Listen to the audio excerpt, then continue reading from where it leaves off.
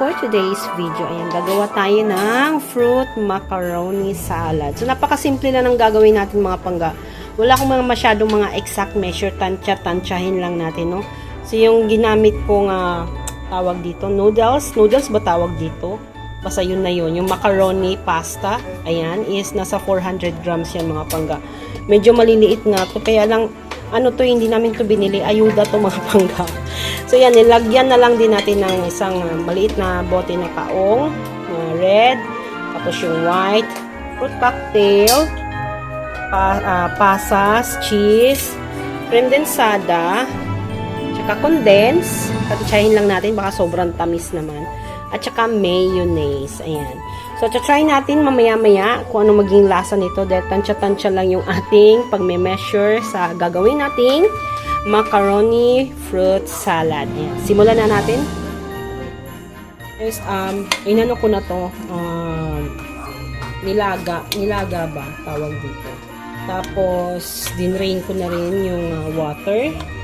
And, syempre, pinalamig ko muna siya mga pangga. Kasi, pangit naman pag sobrang mainit. Ayan. So, first, ilalagay natin yung ating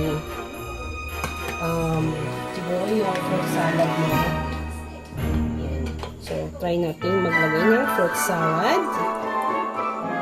Actually, dinrain ko na to pero ba't ganun? Wait lang. So, ayan. Make sure natin. And then, pagkatapos yan, itong ating kaong na white. So, i-drain natin ulit.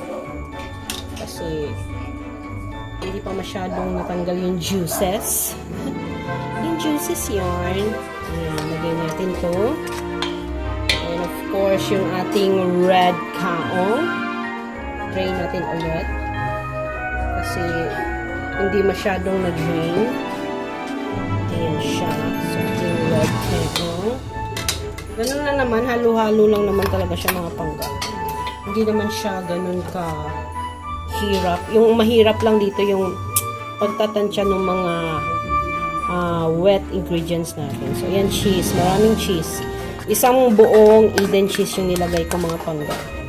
Actually, parang gusto ko pang dagdagan eh. Kaya lang baka puro cheese na lang. Tapos itong pasas, nilagay ko na to sa ref. Hindi sa freezer. Hindi sa tawag ito sa chiller. Freezer ba? Chiller. Basta yun. Nilagay ko siya sa ref. Ayan. Yan, halu-haluin natin yan. Ayan, so, nahalo na natin lahat. So, i-mix na natin yung mga pangga. Actually, today is December 30, 2025. So, ngayon na ako naggawa. Kasi para tomorrow, by the grace of Papa Jesus, December 31. Medyo malamig na siya, di ba? Kasi pangit naman kung December 31 ako ng umaga gagawa. So, hindi siya malalamig. So, kayo ba? Ano ba yung handa niyo today?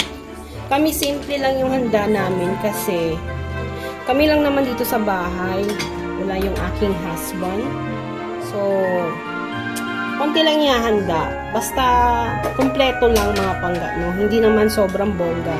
Pangit din naman kasi pag sobrang daming handa. Tapos, hindi makakain, di ba? So, lagay na natin yung ating 2-in-1 creme densada. So, mix na siya. Parang may all-purpose cream na siya with condense. Kaya, tansya-tansyahin talaga natin yung condense mamaya. Kasi baka mamaya, sobrang tamis naman. Actually, pag na-ref naman siya, nawawala yung tamis, di ba? So, ubusin na lang natin to. Titignan lang natin mamaya kung gano'n na siya katamis pag tikim-tikim natin mamaya. So, ayan, titilukin natin. Sa Bisaya, titilukin. Sa Tagalog, sisimutin. Ayan. So, titilukin or sisimutin natin yung mga pangga, no? Ayan. So, ganyan na siya. Hindi ko sure. Pero, tingnan natin mamaya. Haluin muna natin. Kasi baka mamaya, pag maglagay tayo agad ng isa pang condense, sobrang tamis naman. Ang mga sugarness natin yan, mga diabetesness, ay naku, magpipiesta mga pangga. So yan, maglagay tayo ng mayonnaise. So, nasa ilang grams to? 120 to 220 ml. Try nating maglagay muna ng kalahati. We will try.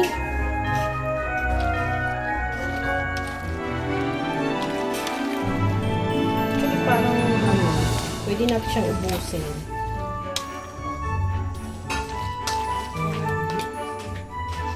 Ubusin na natin mga pangga. Total, kami lang naman din ang kakain. Diba? Bahala na kung ano maging resulta. So, ayan. Sinimot, tinilok. Tinilok na natin mga pangga. In Tagalog, sinimot. Simot, sarap. So, ayan. Ayan.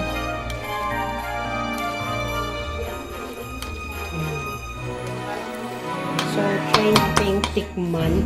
Wait a minute, kaping mainit. So, yun, try natin tikman.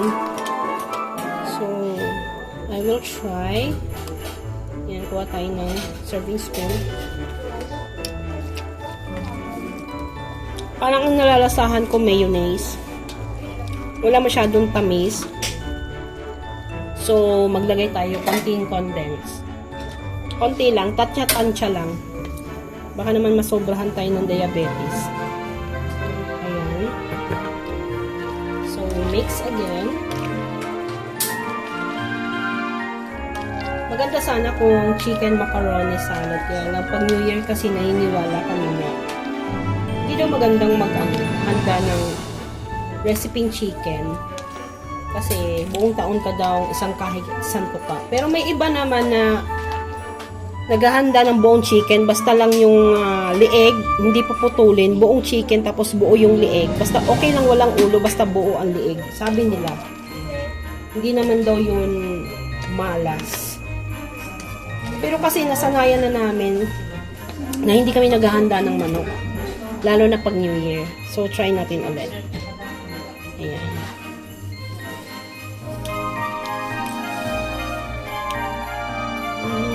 Medyo okay na naman. So, papatry natin sa ating kapamilya. Sam, mali ka nga. Tikman mo nga. So, ipatry natin sa ating kapamilya.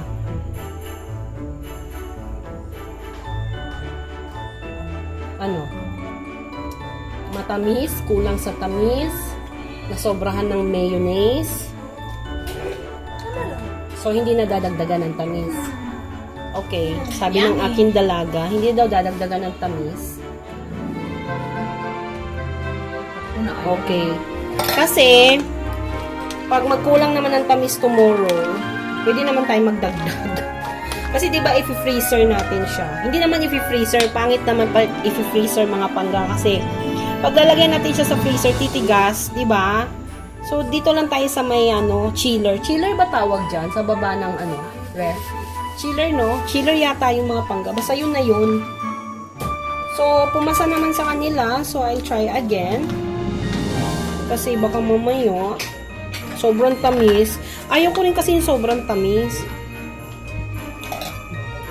Yung tipong mangingilo ka, ganun. Tama na to. So, ito transfer natin siya sa malinis na Tupperware. And then, imumove na natin siya sa freezer. Sa chiller. Ayan, wait lang mga pala. So, okay, meron tayong Tupperware na oblong. Ayan, together with the dynamite. Ayan, so lagyan na natin mga ponggo. Para tomorrow, by the grace of Papa Jesus, malamig na to. And marang napadami. Kami lang naman ang kakain. Oh my God, paano kaya yan? Bawal naman daw mamigay ng January 1. Hindi daw maganda mamigay ng pagkain pag January 1. Hindi naman sa nagdadamot. Pero yun yung parang paniniwala na hindi magandang magbigay ng food pag January 1. Yun ang sabi ng mga matatanda at saka may edad na. Ayan. So, ayan. Prepare na yung ating macaroni fruit salad. Ayan, macaroni fruit salad Alapanga Mengay for December 31, salubong ng New Year for 2026. Ayan. So, kayo mga pangga, alam ko dyan, naghahanda-handa na rin kayo. At syempre, pag mga ganitong okasyon, ang mga Pilipino, kahit walang-wala, or walang-walang pera talagang gumagawa ng paraan para makapaghanda sa New Year. So, it's okay lang mga pangga, kahit hindi bonggacious yung ating handa, ang importante, magkakasama ang buong pamilya at magsalo-salo sa munting handa mga pangga. So ayan no, mga pangga, nagawa na natin yung ating simpleng macaroni fruit salad. At sana sa mga nag-enjoy sa ating vlog for today, Happy New Year in advance sa lubong ng 2026. Ayan. So thank you mga pangga sa mga hindi pa nakapag-subscribe sa YouTube channel ko. Ayan. Subscribe to my YouTube channel, Panggaming Guy, and hit the notification bell para ma-update ka sa mga bagong videos na i-upload ko. Ayan, Happy New Year mga pangga in advance! Bye!